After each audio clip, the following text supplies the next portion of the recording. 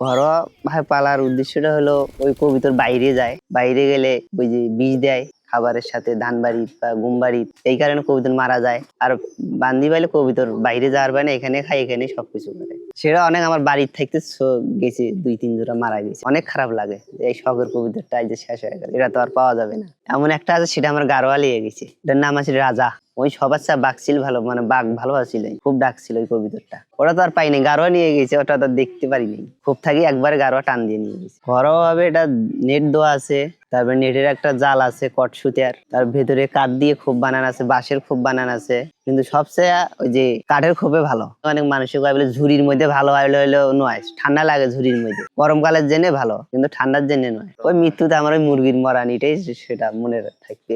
এক রাইতে আমার মুরগি মারা গেল গোচ্চারি। কবিতর এই মাটির মধ্যে খাবার ছিটি দেই, ওরা সবাই খুঁটি খুঁটি খায়। যেমন অন্য বাড়ির কবিতর আসি তাও করতে পারে না, রোগালা কবিতর আসে, আসলে রোগ ধরি যায়। আর এটা আমার সব কবিতর ভ্যাকসিন করা থাকে, এই জন্য রোগ হয় না, এই যে সুবিধাটা এটাই। আর কবিতর খাবার দিয়ে গেলে কোনো সমস্যা নাই এই জায়গায়। 100 জোড়া আছে, সাধারণত 100 জোড়ার দাম 40,000 টাকা। 100 জোড়া 40,000 টাকা ইনভেস্ট করছি, খুব বানাইতে গেছি 40,000 টাকা। এই ঘরটার মিলে হয়তো ওইদিক কবিতর আছে 40,000, এদিক খোপ গেছে 40,000, 80,000। ঘরটা বানাইতে গেছে 50,000, ওটার 1,30,000 টাকা। এই কৃষিকাজ নিয়ে বেশিরভাগ স্বপ্ন আমার ছিল, তার পাশাপাশি এই কবিতর পালন করতেছি। তারপরে মুরগি পালন করছিলাম মাঝখানে, একজনের দেখছিলাম, যায় যায় দেখি দেখি আসছিলাম, ওখান থেকে আর কি শুরু করছিলাম। তখন 700 মুরগি 13 টাকা বাচ্চা কিনছিলাম ওই টাইমে, খাবার আছিল 35-36 টাকা কেজি। মুরগি পালনটা মূলত বাদ দেওয়ার কারণ হলো খাবারের দাম বেশি, আর বিক্রি করে গেলে দাম কম, বাজার নিয়ন্ত্রণ নাই। এই মুরগিগুলো মারা গেল 5 লাখ টাকা একবারে আর কি, চোখের সামনে খালি মুরগি মারা গেছে। 2-4 দিন তো এমনি ঘুম ধরেই নাই। এলাম মাঝে মাঝে মনে হলে অনেক কষ্ট লাগে, না বাসা থেকে কেউ কিছু বলে নাই, দেখছি এটা মারা গেছে, এখন করার তো আর কিছু নেই। পরে হাঁস পালছি, হাঁসত কিছু লাভ করছিলাম আস্তে আস্তে। তারপরে কবিতর তো আসছিল, যে কবিতর তো আমি একদিন হলেও লাগাবো, সেই জন্য ঘরগুলি আর নষ্ট করিনি। নিজের কাছ থেকে আর কি সাহস এটা আসি গেছে, আর একবার চেষ্টা করি দেখি।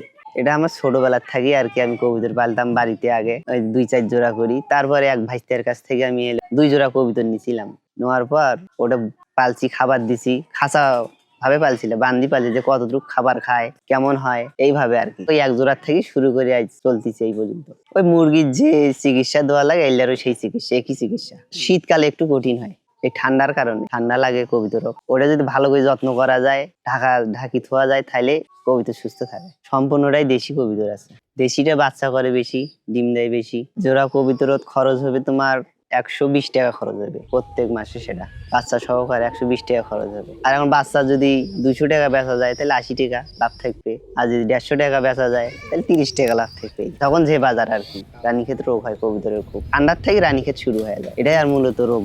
আর ওই ঠান্ডা লাগলে বোঝা যায়, আর পায়খানা দেখলেও বোঝা যায় কি রোগ হয়েছে। যেমন রোগ বিষয়ে শিখছি কি রোগ, রানীক্ষেত গাম্বুরে। আমি ভবিষ্যতে এই খামার 3000 কবুতরে করতে চাই।